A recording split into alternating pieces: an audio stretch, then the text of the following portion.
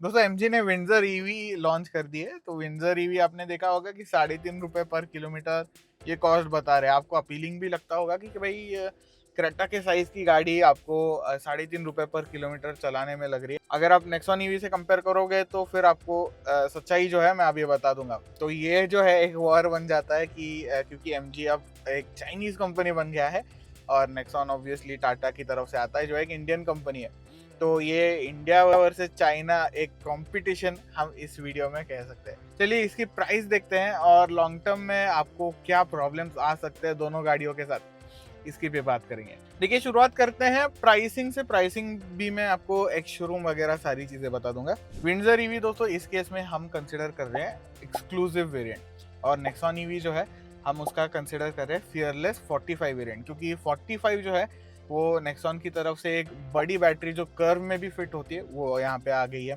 तो यहाँ पे आप कह सकते हैं एक्स्ट्रा रेंज मिल सकती है, क्योंकि नॉर्मल जो नेक्सॉन ईवी है वो लगभग 300-310 किलोमीटर मुश्किल से जाती है, पर नेक्सॉन ईवी 45 जो है आप यहाँ पे कह सकते हैं कि लगभग 350 के आसपास चल जाएगी, क्योंकि 5 किलोवाट आवर जो है वो ज़्यादा बैटरी आपको मिल जाती है। 340 भी चले तो काफ़ी बढ़िया चीज़ है। तो यहाँ पे नेक्सॉन ईवी का 45 फियरलेस वेरिएंट हम कंपेयर करने वाले हैं। तो विंडसर ईवी जो है वो 13.49 लाख एक शोरूम प्राइस आती है उसकी। टीसीएस अगर आप देखोगे तो 10% उसका भी लग जाएगा, यानी 13,500 लगभग। 62,000 का इंश्योरेंस आ जाएगा, आरटीओ 1500, ये सारी चीजें करके लगभग आपको 14,35,000 जो है आपको विंडसर ईवी की ऑन रोड प्राइस आएगी। पर इसमें मैं मानता हूँ कि प्राइस बहुत अच्छी है। बैटरी में आपको हर किलोमीटर के 3.5 रुपए देने पड़ते हैं। वहीं पे नेक्सॉन ईवी में बैटरी फिक्स्ड आती है। तो नेक्सॉन ईवी की भी प्राइस हम देख लेते हैं। नेक्सॉन ईवी फियरलेस जो है उसकी एक शोरूम प्राइस है 14,99,000। टीसीएस आपको 1% लग जाता है यहाँ पे, तो 14,990 हो गया। 67,500 का इंश्योरेंस काफी आप ज्यादा भरने वाले हो यहाँ पे। 1500 का आपका रजिस्ट्रेशन और 500 का फास्टैग, वो दोनों गाड़ियों में सेम आ जाता है। तो लगभग 15,91,000 पे आपकी नेक्सॉन ईवी ऑन रोड आ जाती है। तो इन दोनों में अगर आप प्राइस डिफरेंस देखोगे तो 1,56,600 का दोनों गाड़ियों के बीच का जो है प्राइस डिफरेंस आ जाते हैं। वह जहाँ पे विंडसर ईवी जो है वो एक सस्ती गाड़ी बन जाती है। तो विंडसर ईवी की एक चीज़ है दोस्तों कि जैसे मैंने अभी बताया कि 3.5 रुपए पर किलोमीटर आपको बैटरी के भरने पड़ते हैं। आप बोलोगे कि भाई ठीक है, उसमें काफ़ी चीज़ें इंक्लूडेड भी होगी। चार्जिंग के तो पैसे खुद ही भरोगे, घर के चार्जिंग के। बाहर की चार्जिंग अगर आप बाहर कहीं गए तो बाहर की भी चार्जिंग आपको भरनी पड़ेगी। हाँ, कॉम्प्लीमेंट्री 1 ईयर प्रोग्राम वगैरह है उनके, बट 1 ईयर से क्या ही होगा। तो ये सारी चीजें जो है वो काफी कॉम्प्लिकेट कर देती है प्रोसेस को। वैसे दोस्तों अगर आप सोच रहे हो कि विंडसर ईवी और नेक्सॉन ईवी क्यों मैं कंपेयर कर रहा हूँ, क्योंकि अगर आप देखेंगे तो नेक्सॉन एक सब कॉम्पैक्ट है, यानी अंडर 4 मीटर जो है इसकी लेंथ होनी चाहिए। विंडसर है नहीं। विड्थ अगर आप देखोगे तो विंडसर ईवी की ज्यादा है। कंफर्ट अगर आप देखोगे तो विंडसर ईवी की ज्यादा है। तो कंपैरेटिवली सारी चीजें अगर आप देखोगे तो आप कहोगे कि यार क्रेटा से कंपेयर कर लो, सेल्टोस से कंपेयर कर लो, आप नेक्सॉन से कंपेयर कर रहे हो, पर इन दोनों गाड़ियों में आपको ईवी का ऑप्शन नहीं है। जिस दिन ईवी आएगा उस दिन मैं कंपैरिजन वीडियो बना दूंगा, अगर आप कमेंट में मुझे बताते हैं कि आपको देखना है कि नहीं। तो ड्राइविंग कॉस्ट दोस्तों नेक्सॉन में आती है 45 किलोवाट आवर की बैटरी। अगर आपको पता नहीं है कि इलेक्ट्रिसिटी का मीटर जो है आपका, उसमें एक यूनिट यानी 1 किलोवाट आवर, यानी नेक्सॉन ईवी आपको 0 to 100 चार्ज करने के लिए आपको 45 यूनिट लगने वाले हैं। तो दोस्तों एक यूनिट की कॉस्ट क्या होती है, देखिए मैं पुणे में रहता हूँ। पुणे में आपको स्लैब्स भरने पड़ते हैं। हमारे पास एमएसईबी जो है वो प्रोवाइड करती है इलेक्ट्रिसिटी, तो हम भरते हैं स्लैब्स के हिसाब से। फर्स्ट स्लैब में क्या होता है, 0 to 100 यूनिट्स एक महीने में अगर आपने यूज करे तो 7 रुपए पर यूनिट आपको पैसे भरने पड़ेंगे। फिर 100 to 200 250 जो है अगर आप यूनिट्स कंज्यूम कर लेते हो तो उस स्लैब में क्या होता है कि आपके यूनिट प्राइस जो है वो बढ़ जाती है 10 रुपए पे।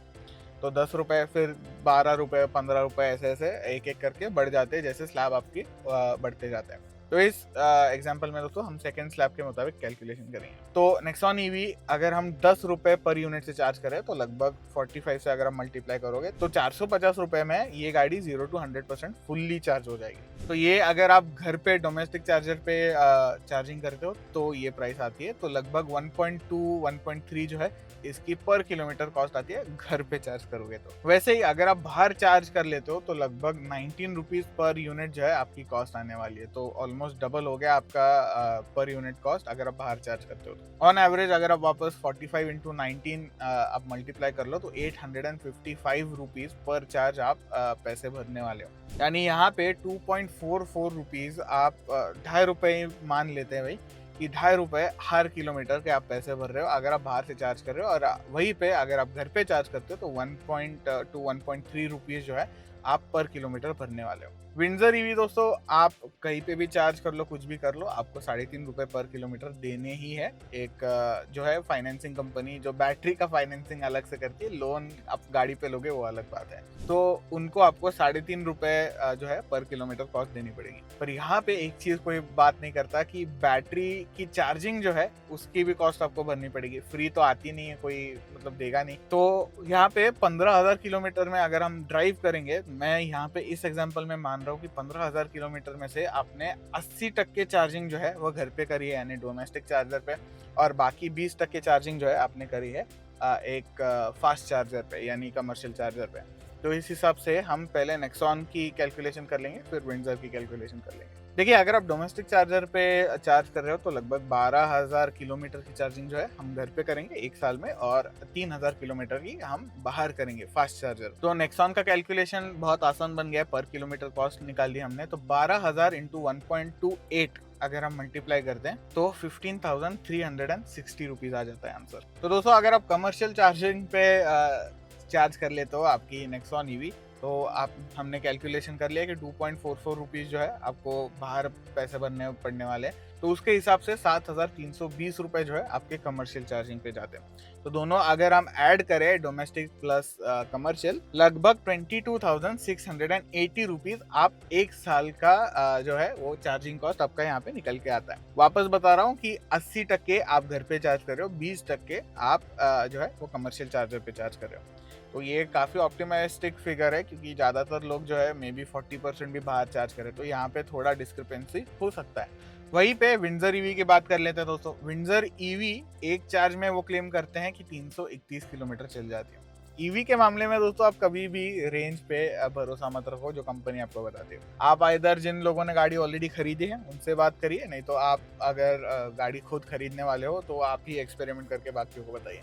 दूसरा वाला थोड़ा इरेशनल चीज हो जाती है, बट आप अज्यूम कर सकते हैं गाड़ी 200-220 किलोमीटर चलने वाली है। तो यहाँ पे एक बड़ी जो है डिस्क्रिपेंसी बन जाती है, बड़ा डेल्टा बन जाता है कि भाई कंपनी एक बता रही है, आपको एक एक्चुअल रेंज बहुत ही अलग मिल रहा है। ये इसको मार्केटिंग स्कीम कहते हैं। दूसरी चीज ये है कि जब गाड़ी टेस्ट होती है ये रोलर पे घुमाई जाती है सिर्फ, इस पे wind resistance, city driving conditions, ये सारी चीज़ें बिल्कुल अकाउंट नहीं करी जाती। तो आपको एक बहुत ऑप्टिमिस्टिक फिगर दिया जाता है कि भाई मेरी गाड़ी 330 किलोमीटर चल जाती है, आप बताओ। आप बताओगे कि भाई आपने जो गाड़ी दी है कि 200-220 के ऊपर जाती नहीं, तो ये असलियत है ईवी गाड़ियों की। तो ये एक बात बन गई। दूसरी चीज़ है दोस्तों, विंडसर ईवी में आती है 38 किलोवाट आवर की बैटरी। तो यहाँ पे नेक्सॉन से छोटी बैटरी है और गाड़ी भी बड़ी, व्हील बेस भी लंबा है, गाड़ी वाइड वगैरह सारी चीज़ें ज़्यादा है। तो अगर 12,000 किलोमीटर को हम रेंज से डिवाइड करते हैं 200 से, तो 200 के हिसाब से हम कैलकुलेशन करेंगे तो आपको 60 टाइम्स गाड़ी चार्ज करनी पड़ेगी। 60 टाइम्स चार्ज करने के लिए यानी आप 38 किलोवाट आवर जो है वो 60 टाइम्स आप भरने वाले हो, तो लगभग 2280 किलोवाट यानी 2280 यूनिट जो है आप यूज करने वाले हो। वापस अगर हम घर पे चार्ज करते हैं दोस्तों तो 2280 इंटू 10, क्योंकि हम सेकेंड स्लैब के मुताबिक कैलकुलेशन कर रहे हैं यहाँ पे, तो लगभग 22,800 जो है आपका डोमेस्टिक चार्जिंग का खर्चा आने वाला है यहाँ पे। तो ये तो सिर्फ दोस्तों हम कमर्शियल चार्जिंग की बात कर रहे हैं, और यहाँ पे नेक्सॉन के कंपैरिजन में गाड़ी ऑलरेडी महंगी चलने लगी है। इसमें सिर्फ हमने चार्जिंग कॉस्ट कैलकुलेट करी है, हमने एक्चुअली बैटरी की कॉस्ट कैलकुलेट ही नहीं किया। बैटरी की कॉस्ट दोस्तों 12,000 इंटू 3.5, क्योंकि 3.5 याद रखिए हमेशा विंडसर ईवी के बारे में अगर आप बात करेंगे, क्योंकि BAAS ये प्रोवाइड करते हैं बैटरी एज अ सर्विस, जो मुझे एक वाहियात चीज़ लगती है। एक मार्केटिंग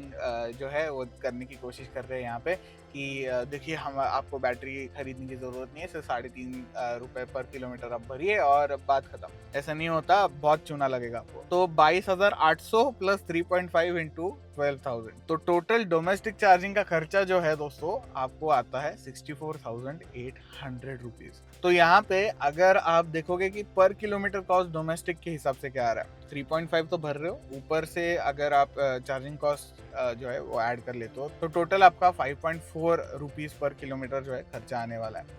तो कंपैरेटिवली अगर आप नेक्सॉन का देखोगे, नेक्सॉन जो है वो 1.2 के हिसाब से 1.3 के हिसाब से चल रही है, यहाँ पे आप 5.4 दे रहे हो, तो ऑलमोस्ट सीएनजी गाड़ी के लेवल पे आप आ चुके हो। फिर बात करते हैं दोस्तों विंडसर ईवी, अगर आपको कमर्शियल चार्जर को चार्ज करानी है तो 3000 किलोमीटर हमारे कैलकुलेशन के मुताबिक से आप बाहर चार्ज करोगे एक साल में, तो 3000 अगर आप 200 से डिवाइड कर दोगे, क्योंकि 200 की रेंज है, 3000 किलोमीटर आप 20% बन जाता है 15,000 का, तो 15 बार बाहर चार्ज करोगे, यानी 15 बार 38 यूनिट जो है आप यूज करने वाले हो, तो 15 इंटू 38 क्या होगा, 570 यूनिट्स। तो 570 यूनिट्स अगर हमें चार्ज करने हैं कमर्शियल चार्जर पे, तो पर यूनिट कॉस्ट लगभग आपको अगेन 19 ही होगा, क्योंकि गाड़ी टू गाड़ी ये चेंज नहीं होता, तो 19 रुपीज पर यूनिट आपको लगने वाला है। तो उसकी कॉस्ट आ गई दोस्तों 10,830 रुपीज। ठीक है, मतलब 10,000 रुपए मैनेज हो सकते हैं। आप वापस भूल गए होंगे तो 3.5 रुपए पर किलोमीटर की बात वापस आ जाती है यहाँ पे। 3.5 इंटू 3,000 यहाँ पे ऐड हो जाएंगे, यानी 10,830 प्लस 10,500। तो हर बारी में यहाँ पे आप पैटर्न देख सकते हो कि चार्जिंग कॉस्ट से आप बैटरी की कॉस्ट जो है, लोन वाली बैटरी जो है आपकी, उस पर ज्यादा खर्चा कर रहे हो। तो इसका खर्चा आता है दोस्तों 21,330 रुपए।